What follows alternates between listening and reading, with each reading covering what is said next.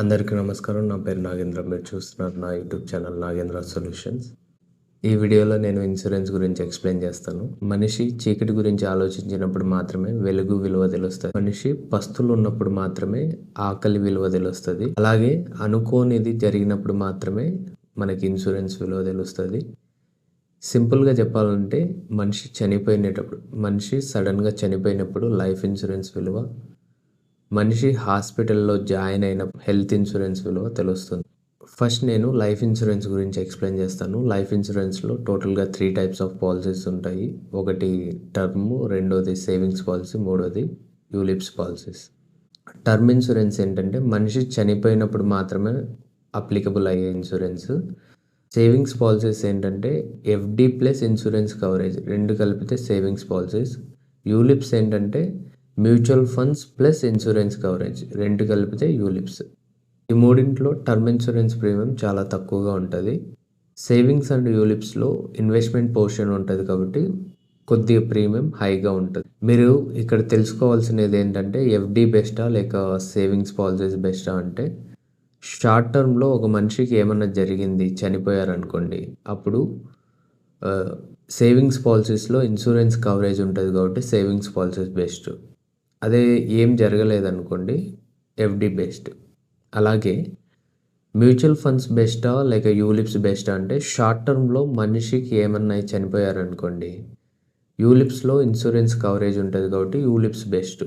లేదు మనిషికి ఏం జరగలేదు అంటే లాంగ్ టర్మ్లో మ్యూచువల్ ఫండ్స్ బెస్ట్ అవుతాయి. అంత సింపుల్గా చెప్తే మేము ఎలా డెసిషన్ తీసుకోవాలి అంటే, ఇప్పటి నుంచి ప్రతి టాపిక్ గురించి కొద్దిగా డెప్త్గా వెళ్దాం. ప్రతి ఒక్కరికి టర్మ్ ఇన్సూరెన్స్ ఎందుకు అవసరం అన్నది కొద్దిగా ఇన్డెప్త్గా తెలుసుకుందాము. మన పెద్దలు కీడెంచి మేలెంచు అని ఎందుకన్నారంటే, స్టార్టింగ్లోనే మనము నెగిటివ్ జరిగితే వేరే ఆప్షన్ ఏదన్నా ఉందని ఆలోచించి పెట్టుకుంటే, ఒకవేళ నెగిటివ్ జరిగినప్పుడు ఆల్రెడీ ఆల్టర్నేట్ ఆప్షన్ మనకు తెలుసు కాబట్టి మనం పెద్దగా భయపడాల్సిన అవసరం ఉండదు. ఇంకా సింపుల్గా ఒక ఎగ్జాంపుల్తో చెప్తాను. పునీత్ రాజ్ కుమార్ సార్ గురించి చాలామందికి తెలిసే ఉంటుంది. సార్ ఏంటంటే తన ఓన్ డబ్బుతో orphanages, old age homes and schools run చేసేవాళ్ళు.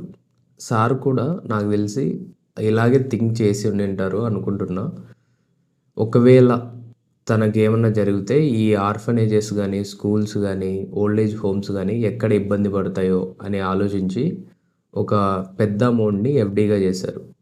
దానివల్ల ఏంటంటే ఎఫ్డి మీద వచ్చే ఇంట్రెస్ట్తో ఈ schools, orphanages, old age homes sir ఉన్నా లేకున్నా రన్ అవుతాయి కాబట్టి. ఇంకా సింపుల్గా చెప్పాలంటే ఈ మధ్య యూత్ జిమ్కి వెళ్ళి జిమ్ చేస్తూ చనిపోతున్నారు. కొందరు పొలిటీషియన్స్ స్పీచ్ ఇస్తూ చనిపోతున్నారు. ఇలాంటి వీడియోస్ అన్నీ మన యూట్యూబ్లో వైరల్స్ అవుతున్నాయి.